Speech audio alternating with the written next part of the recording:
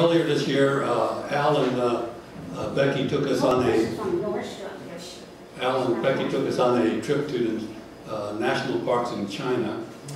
So we all enjoyed that tremendously. And now, this time, they're going to take us to this small town of Kumi in Uganda to show us what they did, the unique experience in building a Christian boarding school. So, Becky?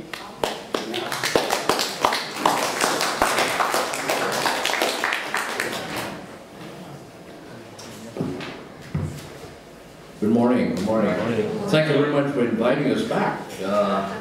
Very exciting to get a second call. So we might be waiting for a number 3 call. So this trip, missionary trip, is to Africa. Part of Africa. Anybody went to Africa from here? Wow. Okay. Wow. The main mission here is to support the group that is there already. Okay. It's the YVCM. I always have a problem with that. The whole idea is to support orphans that are been left behind. A lot could be from AIDS, parents that have AIDS, HIV, maybe just abandoned because of death in the family or poverty. We don't know. But these children are just left there. They're in hunger. A lot of the things that you will see in the slide will show a lot of feeling in their face, because a lot of time the village they visit and preach, they never seen people that are white complected. When they see the Chinese, they call them white, because they never see anything other than that, so black. So the other thing is how lucky we are in the United States that we have running water, have electricity all the time. You're going to see the difference, what they're going to share with you. The other thing is, there were 8 people that went, and Jamie was head of the support group back home. Half of the 8 people half were working, the other half were retired. Many of them are of different professions, like policemen, school educators, administrators, engineers, you name it. So this is a new venture for us. We were able to raise over $10,000 to hopefully have an orchard, orange orchards to make it self-supporting. So that's kind of cool. So I'll introduce the crew here. Berkeley on the left, on my right here. And this is Peter. He's the ex-BART policeman, so you've seen him in the BART training at one time. And Becky's my wife. She taught in Lincoln and many other schools in Oakland, and Jane used to be an assistant administrator in Hayward for many years. So, and I'm just one of the local support team. So, the other 4 that are not here are working. So, there's my son is in there, Ben in the back, and Ari, my daughter-in-law, and then Donna, Peter's wife, and Valine and Justin. So, okay. It was a long journey, so they're going to give you a sort of an overview of what they saw, what they heard, the feelings, a glimpse of, wow, what the kids have to go through. Some just have the clothes on their back, that's all they have to make it. Very impoverished, third world country. So I'll let them tell their story to you, okay? Do you have a clicker, Roger, or do you just want us to use the arrow on the computer? We should just advance it like that, okay? Yeah, just use the cursor. Okay, my name is Jane, and I was the home team coordinator. Just as the mission team was established, we established a home team as well. So who are the home team people? Essentially, is the total church. We want the church to be behind the mission team so that they can be there to support them, to care for them, to pray for them, and just to let them know that we're thinking about them and praying for them. So the first thing we did was that we made a huge bulletin board with pictures of the mission team showing where they're going in Uganda. And then we kept up that bulletin board so that people, aside from this one, this is more informational. But the bulletin board is in our church, so we do invite you to come over to see. What church are you from? Chinese Community United Methodist Church on 8th and Harrison in Oakland, next door to Joy Luck Restaurant. So we would welcome you to come with the moon gate, exactly. So another thing we did to show support was that we developed a prayer calendar, which expanded from May to the end of July. And each day we list something specific for the congregation to pray about. And so everyone became very faithful in praying for the team. Then we developed prayer partners. Each missioner has a person whom they call as their prayer partner who prays with them about their joys and their concerns, so that while they're establishing themselves or preparing themselves to go on this trip, they know that there'll be someone praying for them for some of their concerns, particularly about what's likely to be in, what it will be like in Africa, what type of food, how will they be received, things like that. And as well as the joys of preparing to go on such a wonderful mission trip. In addition, the home team prepared gifts for the host team and for the children. So it was fun looking through the Oriental Trading magazine. I think some of you may be familiar with it. It's buying all these wonderful little gifts for the children and to prepare t-shirts for adults. So, or some t-shirts. Okay. Stenciling t-shirts. Okay, thank you. We also prepare a scrapbook that tells a little bit about the missioners and their families and just something about them and why they're going, as well as some of the home team members. And one of the neat things we did was that we invited 17 people to write a special letter to give to the missioners to bring with them, so that for their morning devotion they would have a special letter written just for that day, so that they can be reminded that people at church are thinking about them and praying for them. And then we had a blog. We were able to electronically keep in touch of their daily activities as the missioners blogged to us about what they did the day before. We were able to keep in touch and to also let others know what they're doing. So the home team was a very extremely important part of the mission, and that it is important to let those who are going away from home to know that there are people caring about them, loving them, and supporting them, and praying for them. Thank you. This was our luncheon for our missioners before they took off.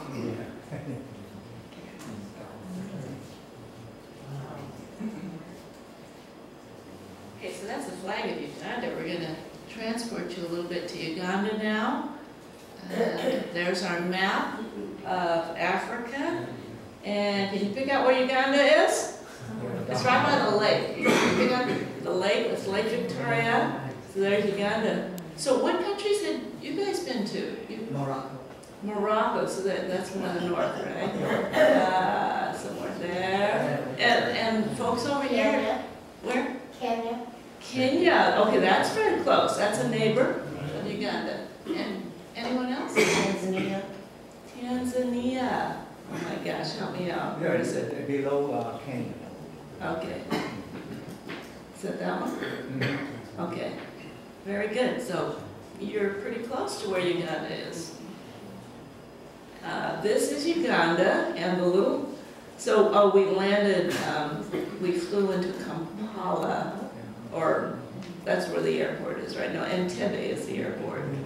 And then we drove to Kampala, and then drove up to Kumi. This is about a 3 or 4 hour drive to get to the small town up here. Our travels actually took us as far as Katakwi and over to Mbale, Jinja, and back here. How did you choose that place? Okay, you're going to hear the story of how we found Kumi, or how Kumi found us. This is a seminary in Uganda where Ari, my daughter-in-law now, she was not my daughter-in-law when she first came to our church. We hired her in 2001 to be our music director.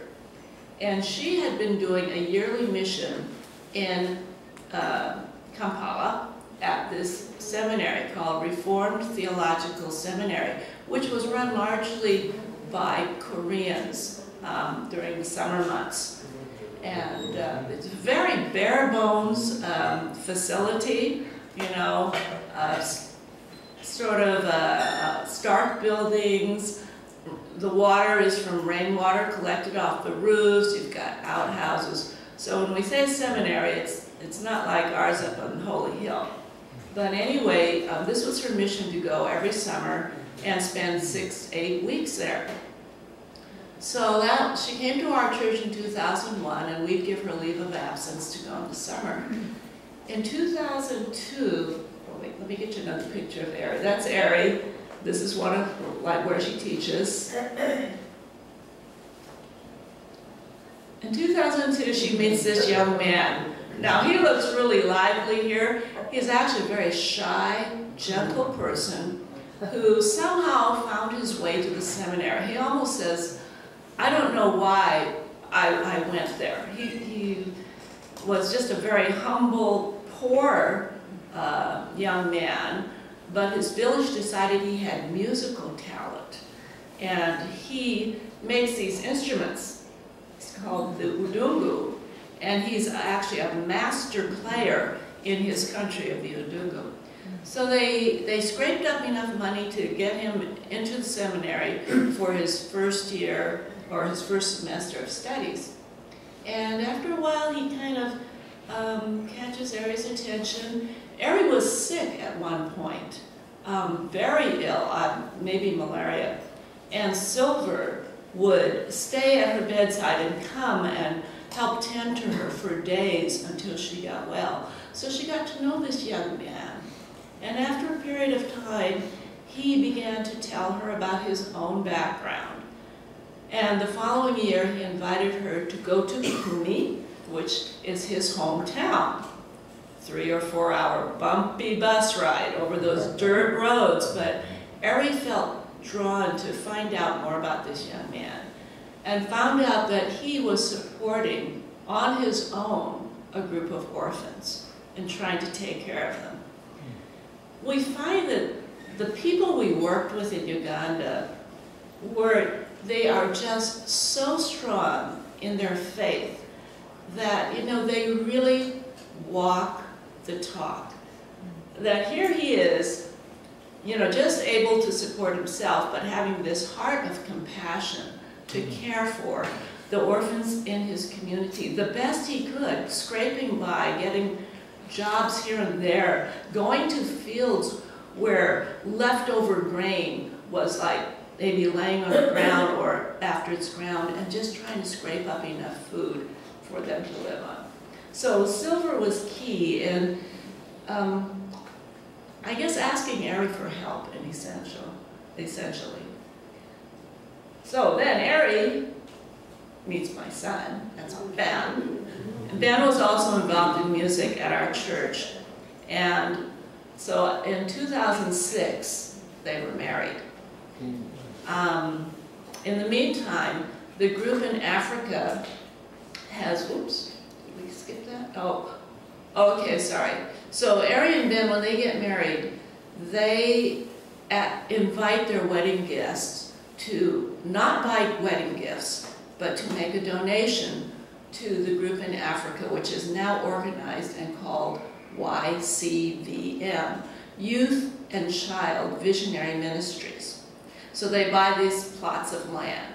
So this mango tree is one of the markers of the land.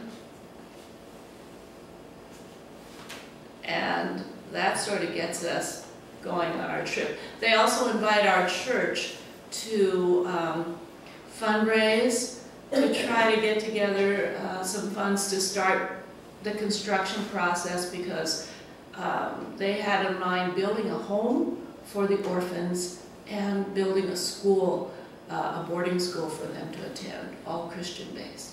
Okay, I'm going to invite my team to come up. You guys aren't supposed to be sitting down. Come on.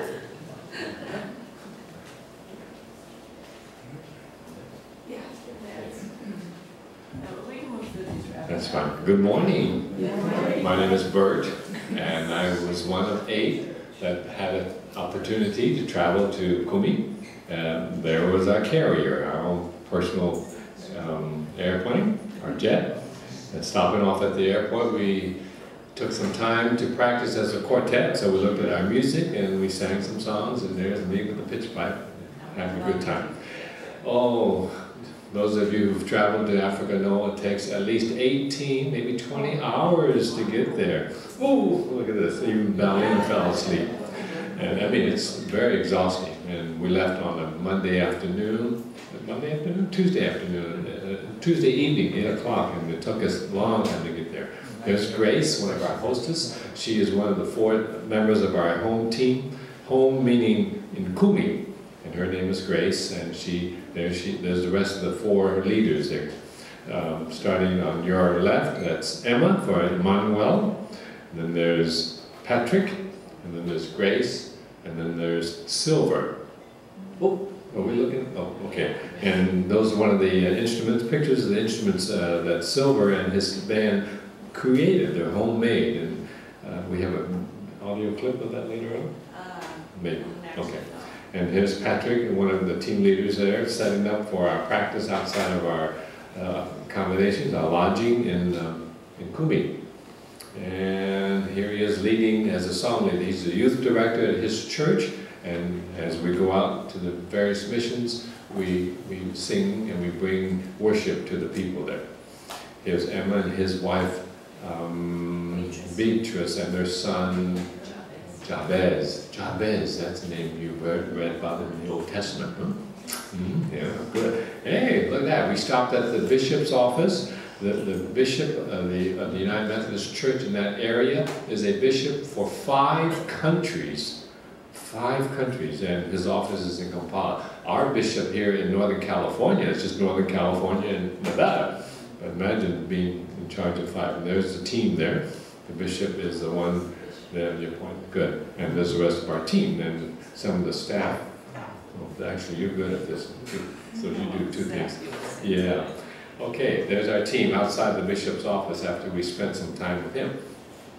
Here's a picture of a church that's being built right there in Kampala.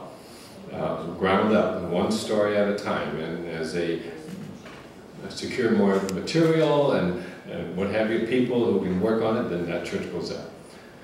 Here we are loading our bus with everything that we had to take with us, our sound equipment, our luggage, everything, and had to go through the side window because there was no back door to the bus. So you can see Peter there pushing everything right through the window. On the bus itself, look at this. It says, "Declare His Majesty." That's a wonderful message.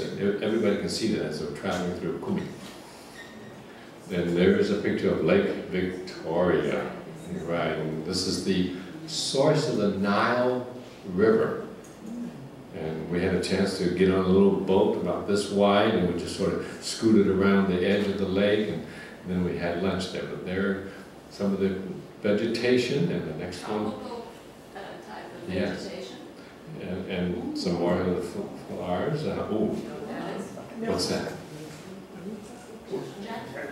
Jackfruit. Yeah, we should. It's a huge thing. I mean, I wish we could stood next to it to see. But anyway, jackfruit, there it is. And some of the downtown Kumi, this is their shopping mall. There's one Walmart, Kmart, but one building that sells everything for the residents and tourists.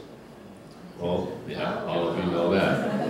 Yeah, it's Coca-Cola. And there we are shopping, looking for some goodies to do some wrapping paper, I guess, huh? Yeah. This is actually in Kampala. I mean, this is the capital city, yeah. But earlier, that was that little town we were in. Okay. Okay, here's a typical village, alive. Folk living in brick, mud, brick, and sand and dirt, whatever they could have. Some of the folks on the children, all over, everywhere we went, there were children. And one of the easiest things you can do with children, just wave at them, and they smile from ear to ear. They wave back. There's a marketplace. You know, this is every day. You know, you don't go to Andronicos like you do here. Here, you gotta go every day. You have no refrigeration at home, so you come get your fresh vegetables and fruit and whatever. Beans and corn and rice and whatever you sold in sacks, and they come and get that. And look at the Zori's, okay? Oh, look at that one. That's okay. It's a banana. Are they bananas? Yeah. Oh, look at that fresh fish. So this is the village. This is the village, in the village, and don't worry about the flies. They'll go away. There's our form of money. What is the exchange rate over there? 2,000 of kumi Ugandan shillings. 5,000 shillings. Yeah, that's $2.50. 5,000 shillings, $2.50 American money. Here you go, buying price of gas. It was comparable to the U.S. Yeah. They sell it by the liter. It's about 5. And we only buy enough gas for the day. Just if you're going to go somewhere, you buy just that much gasoline, because somebody come in at night. But there's the easiest, the most economical form of transportation. Everybody has bicycles. Everybody. Old bikes, but hey, look at this guy. Ambitious, carrying a load of charcoal, on that back of the motor scooter. And here's a sample of a house that, well, this is more of a upscale house. Yeah, you're right. But it's about 12 feet in diameter with this flat roof that the material has to be changed every so often, every 3 years, is it? Because it just wears out. How cleanly it is swept around the house, and partly that's because snakes could come. So if they keep it cleared away, it keeps snakes away from the house. So sweep your front yard. That is his and hers, or unisex.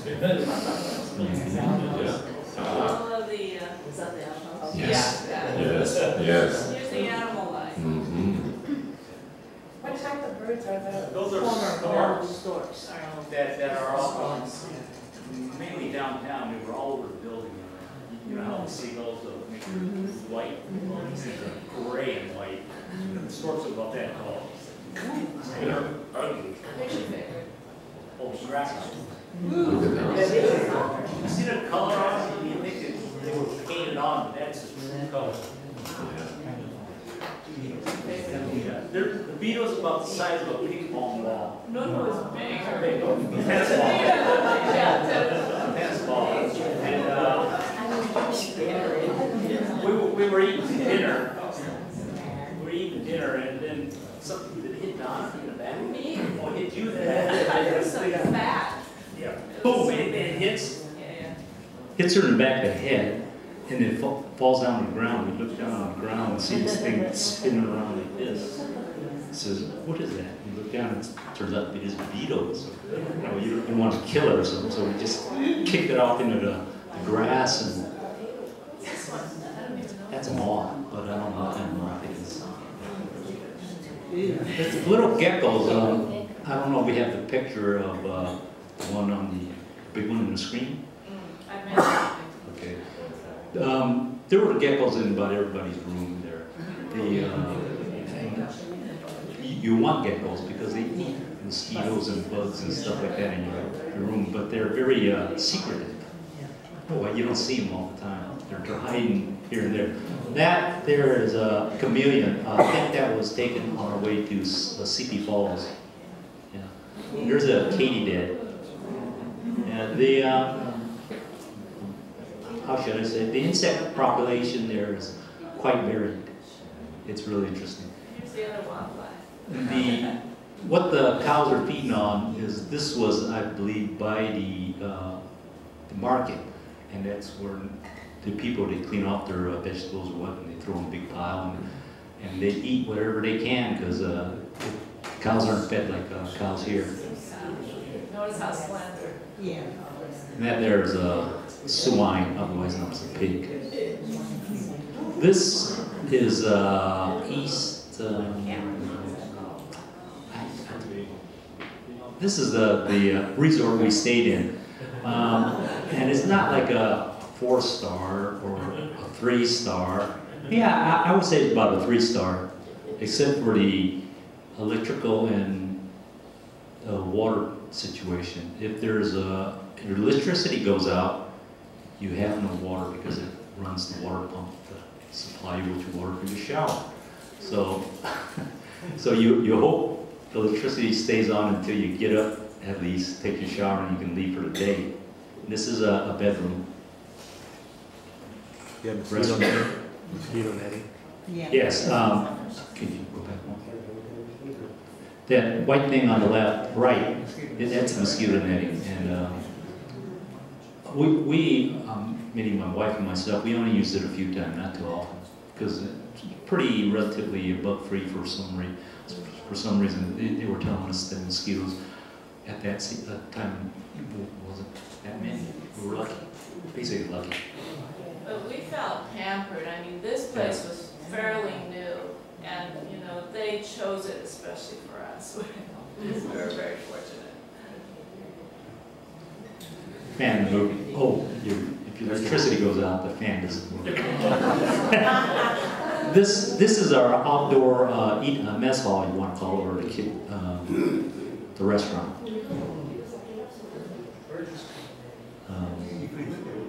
Our meal, I don't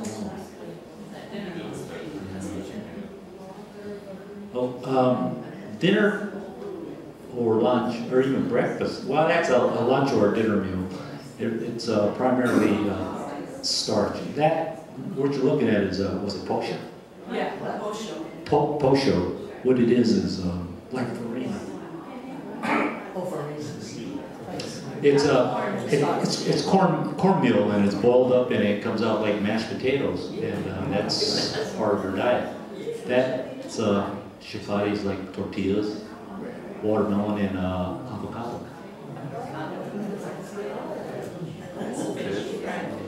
Well, This is at the hotel. This is a nice meal. okay, French fries and fish and chips, to be exact. That was one of the meals at sorority, I think it is, the town we were in. Oh, Stony, that's a very good drink if you ever get a chance to drink it. It's a ginger ale, but heavy, more in the ginger and sweeter. But it's made by Coca-Cola. I haven't been able to find it here yet. Okay, there. Now we're at. Okay, this construction site.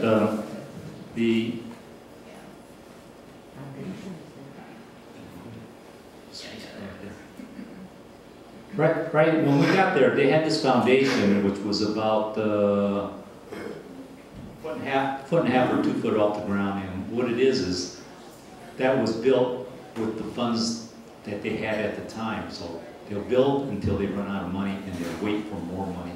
There were buildings that, when we drive through town, you see skeleton buildings, and they ran out of money. So they wait and wait. Yeah, this is that's correct. That's another marker of the property line, I believe. It's a big ant mound. It's about, that's probably about 4 or 5 feet high at least. There's a foundation again. It's hard to get in perspective. What's this building going to be? The building itself? That building is going to be dormitory and school for UNCBM.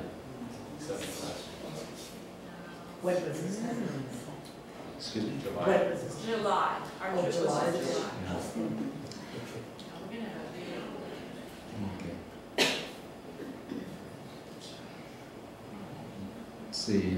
That the rebar. I'm not reinforcement bar. I don't know if you're familiar with it. The stuff they have in America is it's round. This is square and twisted, and it's about 20 feet long. And in order for them to move it around, they only had a small Japanese pickup truck. That there is a well.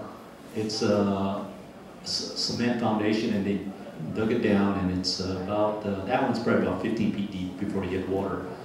So there's somebody down there, they're dropping that jerry can, pick up the water, the guy pulls it up and put it into these other jerry cans, and that's their source of water. No sound. No sound. You can narrate.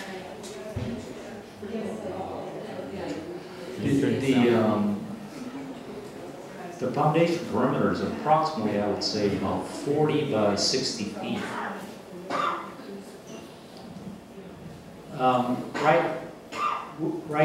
We're bending the rebar because they didn't have any tools, and a little piece of pipe, stand on a board to hold it down, and that's what they have. Hardly any tools. They had no gloves till we arrived and lent them some gloves.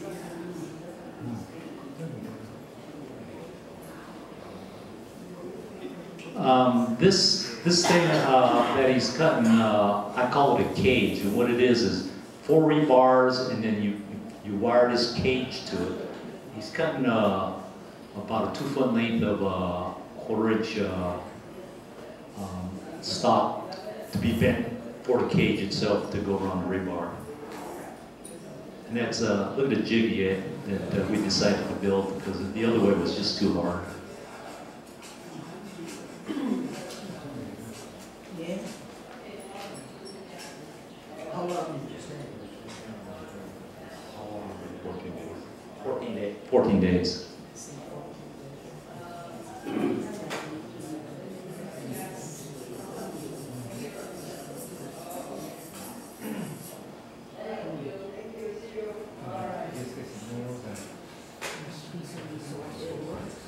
You have to be, because you have the tools.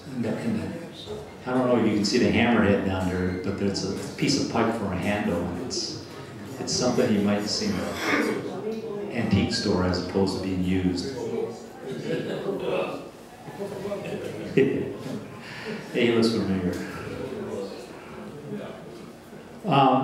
What I'm doing there is I'm making it's the wires they use to wrap the cage to the rebar. What I'm doing is I'm wrapping it around before we cut it, and I had to go through about I'd say 3 or 4 trials before we perfected.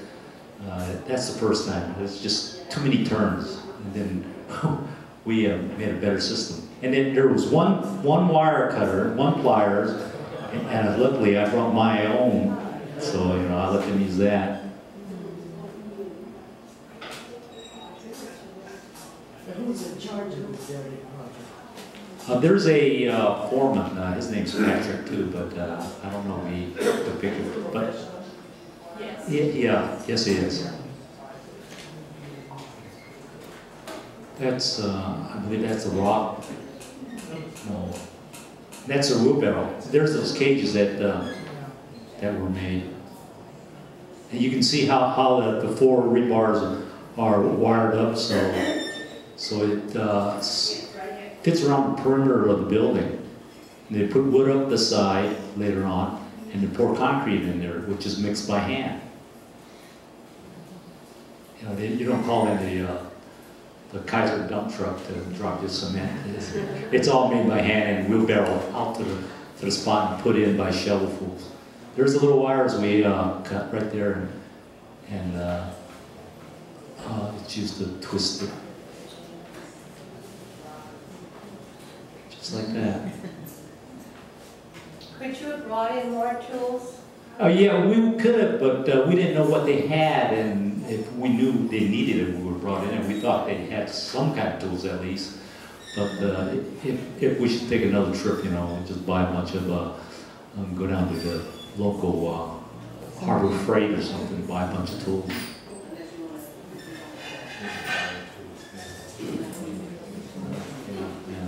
We figured that, buy some of the tools there to help their economy as opposed to bringing our own. Now, are there several groups We were the only group there on this site. On this site, in fact, as far as I know, we're the only group that came in so far. We'll recruit you though. If you want to go, we'll recruit you.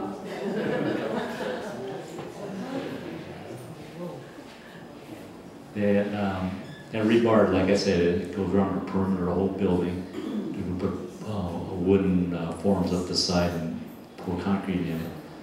It's there's a particular name for that, but I called it a collar around the building. And it's reinforcement.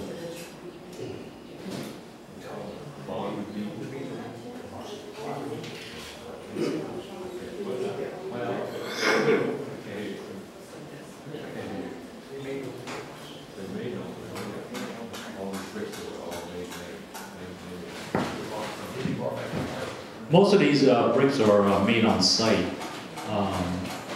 They had I don't know if they took a picture of that big, it was a big pile of bricks, and it wasn't, just, there. They bring these bricks in and just drop them in, and they're used to build things, but there were bricks made on site that didn't fit the specs, so they had to bring in new bricks.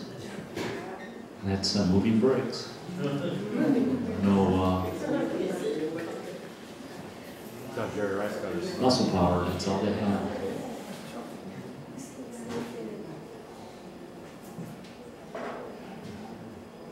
What they're putting there is that they're building a flat platform where they can mix the cement itself, because they didn't want to mix it on the dirt.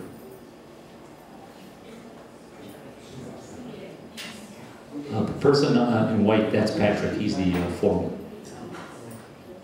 There's the cement that was poured in on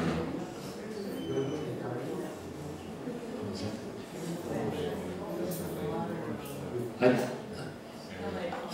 Cornerstone. Everybody's going to lay the corner. That's Patrick there in white.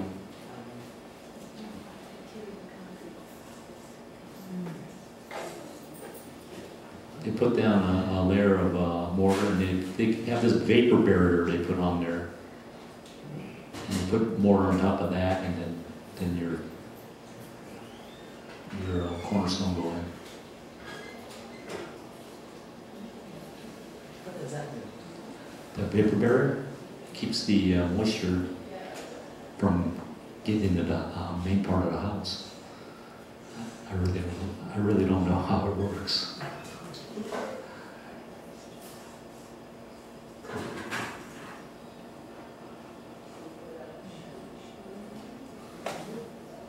Don't you remember that when you were little girls playing with mud?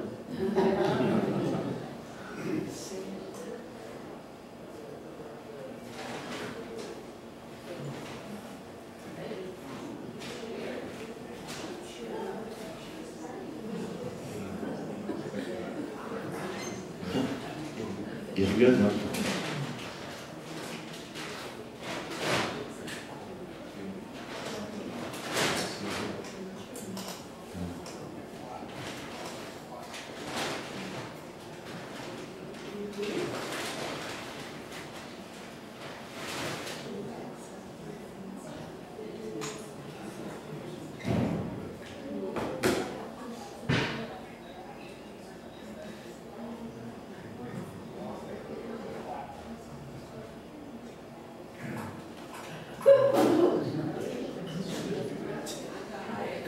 That when we left, I think that was quite even higher than that, wasn't it? Yeah. Yeah, that's and surprisingly they're good masons for what tools they had. You know, just bare essentials. And there's that gray part is where the rebar is underneath that concrete. Just quickly go through these because this is kind of a repeat of what you just said.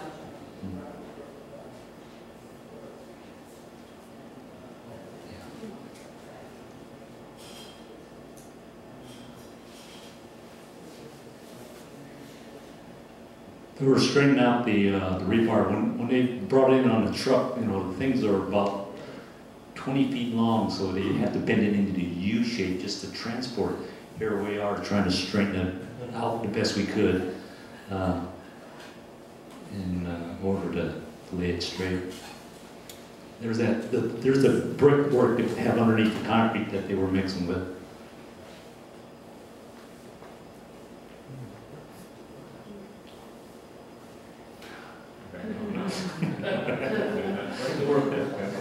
Yeah, that's the inside. That's the inside, you see.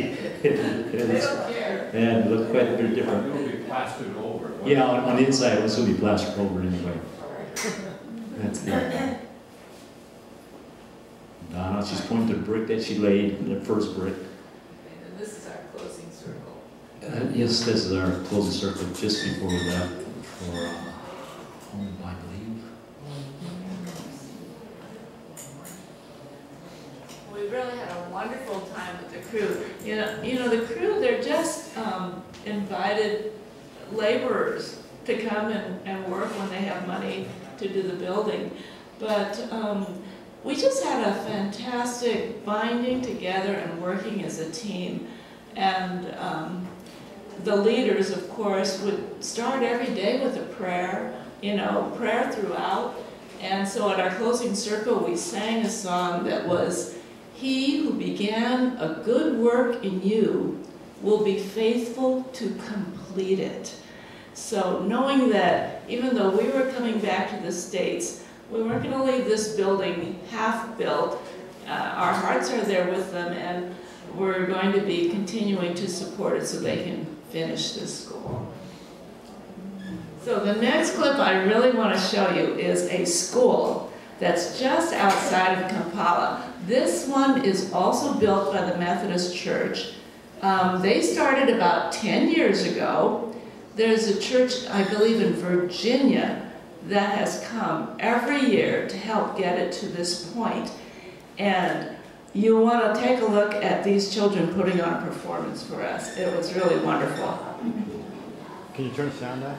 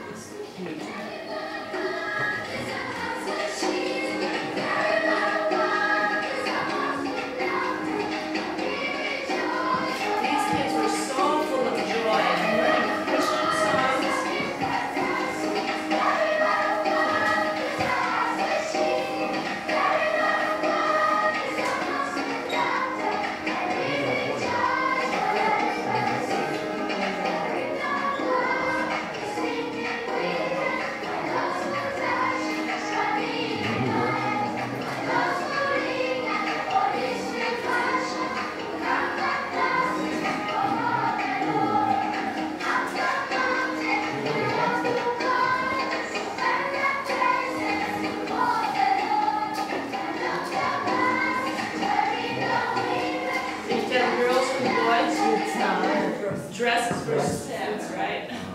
Okay. And you know, they live there. They eat 3 meals a day of posho and beans.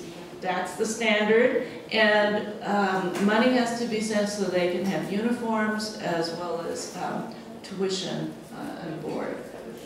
Okay. But we hope that in the future years to come, our school is going to have this kind of an outcome. Okay, so here we are back with our ministry group. Okay, here you see the homemade instruments, and you're going to flip the... Okay. Silver and his group made these instruments, and we have a sample of one on the table here you can look at later. And do we have a clip of the music that what it sounds like? Okay, so here we're practicing. I have a CD. Oh, okay. We'll play a part of the CD later so you can hear what the music sounds like. Beautiful music. And the folks, and the band members come from throughout the area. Some of them have to get up way early in the morning, travel on their bicycles, and meet at a central point, and then Silver or Patrick or one of them will meet them in a pickup truck and then drive them into Kubi. But they have, here Ari presented each of them with a tote bag the blue tote bag that they can carry all the little personal belongings in. And we were practicing from 4 in the afternoon. It was almost dark, so we were out there practicing all this time. Here's, oh boy, here's that road we were on our way to a camp for. Well. And it rained the night before, and okay, here we're at we're in the village now, Moroi, right? Yes. And so here we're at the first village where we had outreach, and you can see Jesus planted right there in front of that house. And the children, well, we thought we would have 400 children, and they kept coming, they kept coming, they kept coming, we kept singing, they kept coming, and by the time we were through, 3 hours later, we have 1,000 children, and mostly children, and then you can see the grown-ups in the background there. But I want you to notice the difference from these children from the ones you just saw, their faces. When we walked into that camp, it was like silent. There were hundreds of kids there, but they were silent. And you know, children, if a bunch of strangers came in, wouldn't you be saying, oh, look like, you know, pointing out to your friend or kind of giggling? It wasn't like that. These kids are so sheltered. Most of them have no access to school, books, toys, any kind of stimulation. Just a stark difference when you don't have education, basically. Okay, so yeah, here's more of our ministry. We're leading songs here, and let's see, next one. You hear the children that following us, singing right along with us. Notice the array, the different array of clothing and the styles there. One of them can put it on, you know, they're there. Yeah, and barefooted, you see? Okay. Here we did a skit of David and Goliath. Noah's Ark, and trying to tell them the story of Noah and the Ark. Here's a child, one of our campers, no? Who's that down there? And here's a child lacing we made these little gifts for them, and they had to make a necklace with some lanyard, and we showed them how to put the pieces together. And they were real sharp. They picked up on it right away. It's Dustin. There, see? There's a, and what was neat, as we were leaving this worship and we got out onto the main road, the children had already left. But we knew they were there because they were wearing a necklace and we could wave at them. You know, that's something that we left for them. Here we're eating our lunch inside. Yes. And here we're at a school. This was a high school. The boys sat on one side of the area and the girls sat on the other. This is where Grace teaches. It was a middle school for girls on uniform, and they came, you know, 300-400 of them came to our worship. Part of our group doing a skit. Were we going to show that skit? No. You want to show us? You can. Yeah, it's coming. Yeah, oh, it's coming, okay. Oh, here. 6 minutes. Oh, hang on to your seats now. It'll go real fast.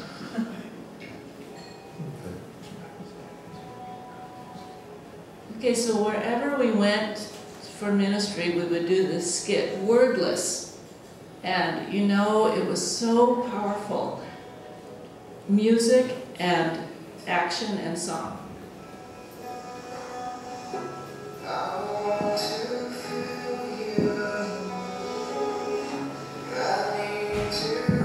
Can you tell who the guy in white is? It's God. And this is a creation dance.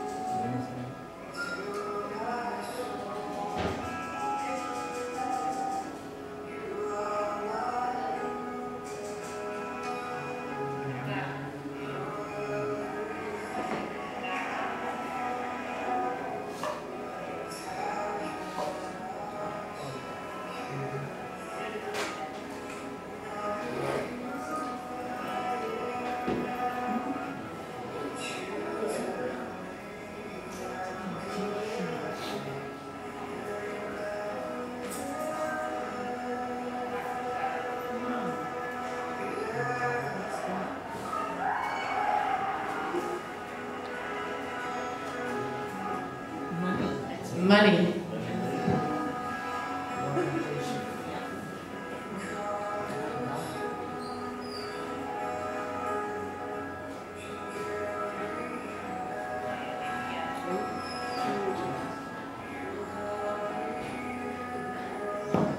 Nile beer.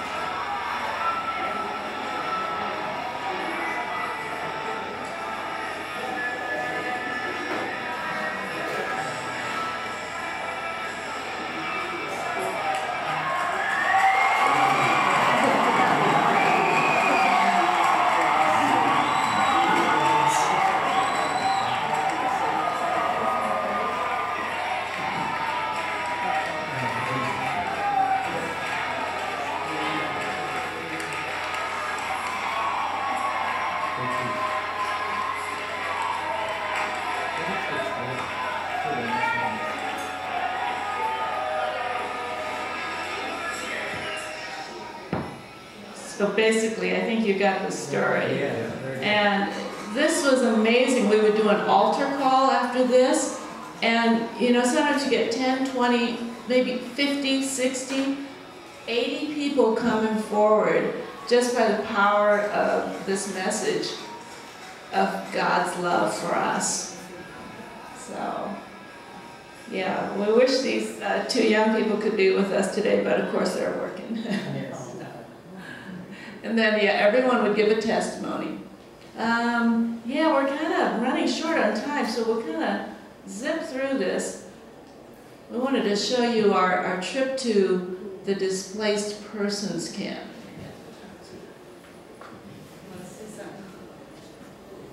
The displaced person camp, otherwise known as refugee camps, you think of refugees as people from other countries.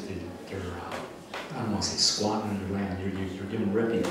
But the displaced people's camp are displaced people from the country itself during their civil war and uprising. A lot of people were moved out of harm's way, so they put them all in these camps. And some of these people that were in the camps has been in camp as long as 10 years. Yes, this is one of the displaced people camp. And that gentleman on the right, he's a government official, and he was explaining to us what he needed, and we were there just listening. But the people, they basically had nothing, and he says, what do they do for money? They says, well, they pick up jobs wherever they can, because the government, the subsidy, what the government gives them is, I don't even know if the government supplies them with any food or anything.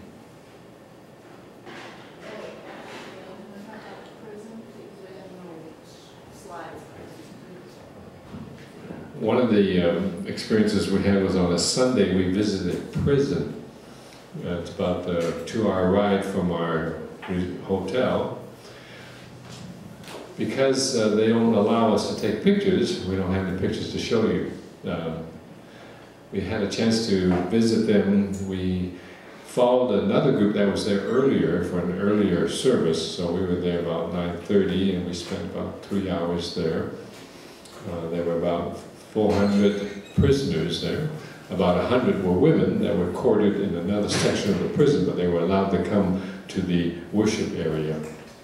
And following the praise and the worship, we had an altar call, and about 40 people came forward, one of which was a female prison guard.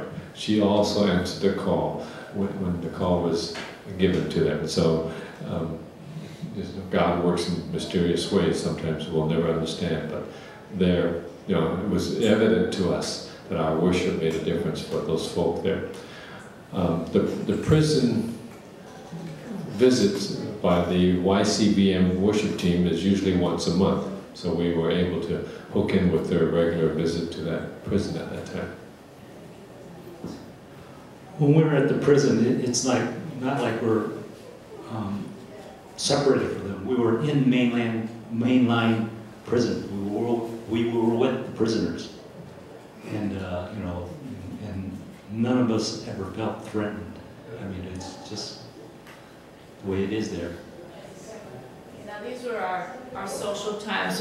We didn't want you to think it was all work and no play. So towards the end, we got to take a wonderful hike and look at the waterfalls and look at the countryside here, up in the mountains. It's beautiful. Someone said it reminded them of Vietnam. Very green. But unfortunately, they're experiencing a drought there. So having enough food in some of the other regions is a major problem. There we are. We went to see some petroglyphs on these rock mountains. There we are. We sang a song, I think, under this little overhang. Nice echo chamber. And this was the River Nile, so we took a little short boat ride on the source of the River Nile. We celebrated Veline's birthday, and that was her present, little birthday dress. And this were 2 anniversaries, Peter and Donna's, and Dustin and Valine's, and they ordered these special cakes. And they were just such wonderful hosts and hostesses for us. Made us a special dinner. Oh, and then our last night in Kampala, we took them for a Chinese meal. Can you believe it? This is the big city. Our hosts had never been to a Chinese restaurant. They had never eaten pizza. We took them to pizza too. So look at that. They learned how to use chopsticks.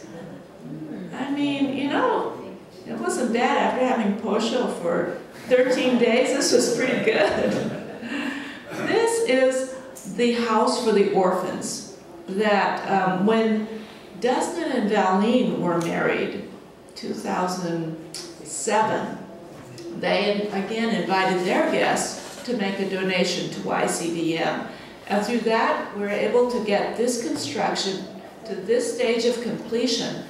It's missing the windows, the doors, the inside finishing work, the electricity, and the plumbing. But nice building, huh? So we hope to get that finished, before too long. And there it is. That's Dustin and Valine. This is, I gotta say, that's actually not his house, though, is it? But one of the houses. So that's where the orphans have to stay until we complete the brick house.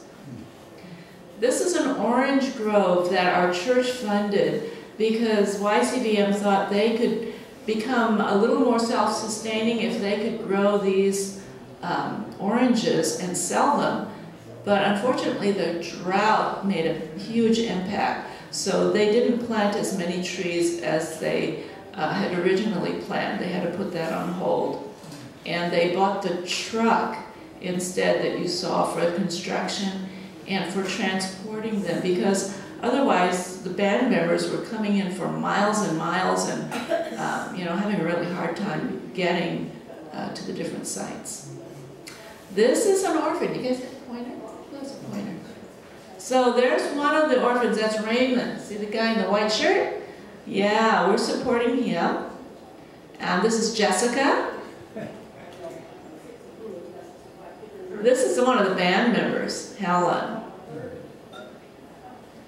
And that's Sheila. Sheila is actually HIV positive, but look at that smile. She's a sweetheart. The band sang us a soulful song as we left. Silver composed a song. They were just, we were all so sad at having to depart from each other. But we know that in our hearts, we will always be connected, and the work goes on. We are now more inspired than ever to help them complete their vision of building the school and the orphanage. Our motto is touch the heavens and change the earth. So I invite you to come up later. If we have a space, we'll let you look at some of the things we brought. And if anybody is interested in supporting us, we have some papers, some brochures where you can read about that. I'm sorry we're out of time. I take questions, but I know you want to eat. Was the prison ministry successful and were souls saved? Yes, we had 50, 60, 70 people come forward. But of course it's up to them to try and do the follow-up. The follow-up ministry is also very important because there's a lot of work there. I mean, to get them ready to re-enter society, yeah. That's just the beginning. It's just a beginning. You're absolutely right. Were they speaking English? English is the unifying language of the country, but of course most of them who speak English have been educated at some point in their life. So the little children you saw had no English. They would speak the village dialects, lots of different tribal dialects. But once you can get them in school, then you can start teaching them English. Were those kids singing and dancing in English? They were learning English through song, yes, yes. British accent. Would you show us some of the things that you Oh, okay, they want to see some of the stuff. Just to show, yeah. Whatever. We have here Ugandan coffee. I'll pass it around and snoop it. Here's one of the wire tools and one of the nails that they use to construct the building. Peter, can you hold it up? Hold it up for the camera. This is some of the handicraft that they made. We spent a day shopping. This Adungu silver maiden. Hold it up. Hold it up.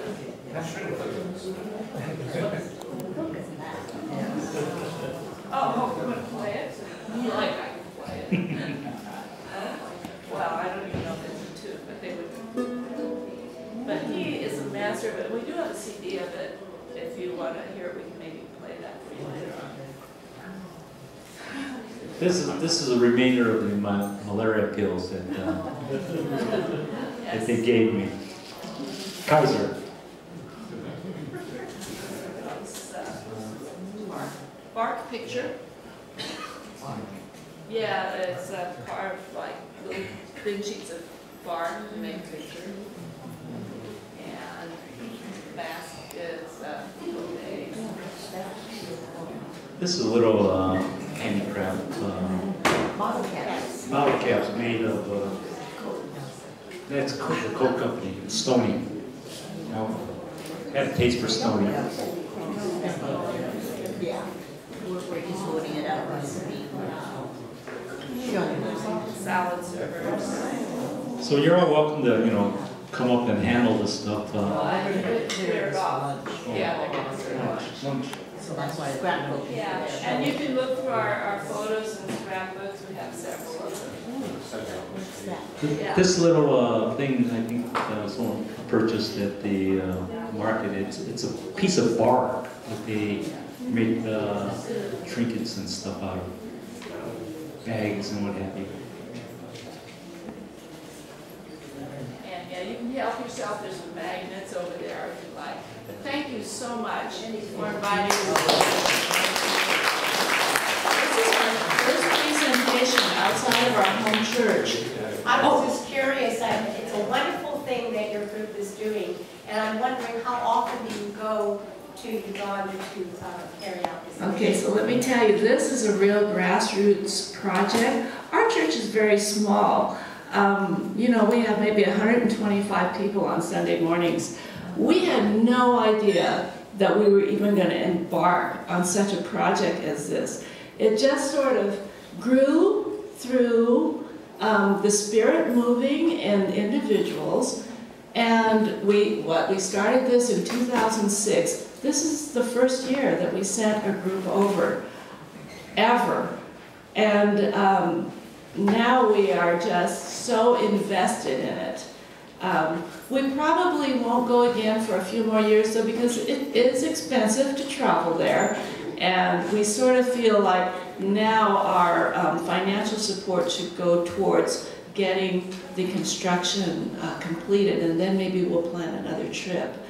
But we are open to sharing this with other groups. If you have a home church or another group that you belong to, you're the first group we've shared with outside of our church. So thank you for inviting us. Thank you. We want to have you come back again. I know you got a lot more story to tell. And it's a wonderful project that, you sacrifice money, time, effort, not getting sick on your trip and everything else. There's a lot of, and I can see that the results, people are very blessed it. Yeah. Well, thank you again. Okay. Are we paid for lunch? Okay, good.